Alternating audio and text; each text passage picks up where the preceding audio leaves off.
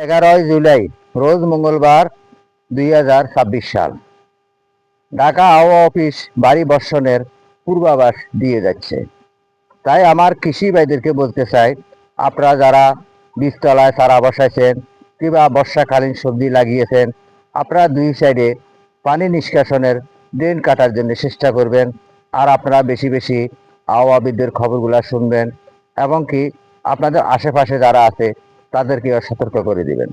যখন ভারী বর্ষণ হয় তখন কিন্তু পানি জমে যায় কিংবা বীজতলা ডুবে যায়, তখন আপনার সবজি কিংবা ধানের চারা অনেকটাই ক্ষয়ক্ষতি হয়। আর যারা পাহাড়ি এলাকায় আছেন, আপনারা সব সময় আবহাওয়াবিদদের খবরগুলো শোনার জন্য চেষ্টা করবেন। আপনারা জানেন, যখন ভারী বর্ষণ হয় তখন সিলেট কিংবা চট্টগ্রাম, রাঙ্গামাটি, খাগড়াছড়ি, বান্দরবনে পাহাড় ধসে অনেক মানুষের মৃত্যুবরণ হয়। তাই আর কোনো মানুষের যেন মৃত্যুবরণ না হয়, তাই আপনারা সব সময় সতর্ক থাকবেন। অনেক সময় সরকারিভাবে মাইকিং করা হয় নিরাপদ আশ্রয়ে যাওয়ার জন্য, কারণ আপনাদের জন্য নিরাপদ আশ্রয় খোলা হয়েছে, আপনারা সেখানে দ্রুত চলে যাওয়ার জন্য চেষ্টা করবেন। আপনারা দেখতেছেন আজ চট্টগ্রামের আকাশে ভারী বর্ষণের মেঘ জমেছে কিংবা কালো মেঘ জমেছে। শুধু কালো মেঘ নয়, অনেক সময় কালো মেঘের ফাঁকে বজ্রপাতও হয়। আপনারা সবসময় সতর্ক থাকবেন। আর পাহাড়ি এলাকায় যারা বসবাস করবেন, আপনারাও সতর্ক থাকবেন, আবহাওয়াবিদদের খবরগুলো শুনবেন। আপনারা জানেন, যখন ভারী বর্ষণ হয় তখন কিন্তু পাহাড় ধস হয়। অনেকে সপরিবারে কিংবা পাহাড়ের পাশে যারা ঘর তুলে রয়েছেন, আপনারা ঘুমান্ত অবস্থায় অনেকে কিন্তু পাহাড় ধসে মাটি চাপা পড়ে মৃত্যুবরণ করেছে।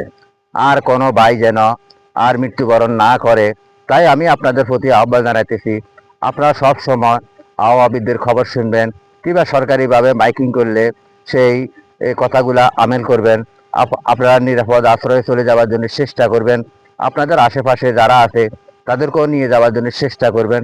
আপনারা জানেন, যখন ভারী বর্ষণ হয় তখন কিন্তু এই পাহাড়গুলা পানি গিলে থাকে, পাহাড় মাটিগুলা অনেক নরম হয়ে যায় কিংবা ওজন হয়ে থাকে। তখন রাত্রে হয়তো আপনি ছেলে মেয়ে নিয়ে ঘুমাচ্ছেন, ঘুমান্ত অবস্থায় তখন কিন্তু পাহাড় ধস হয় কিংবা মাটির নিচে চাপা পড়ে অনেকেই কিন্তু সপরিবারে মৃত্যুবরণ করেছে। বলতে চাই, আর কোনো ভাই বোন ও শিশু বাচ্চারা যেন মৃত্যুবরণ না করে, তাই আপনারা সব সময় আবহাওয়াবিদদের খবরগুলা শুনবেন, নিরাপদ থাকবেন।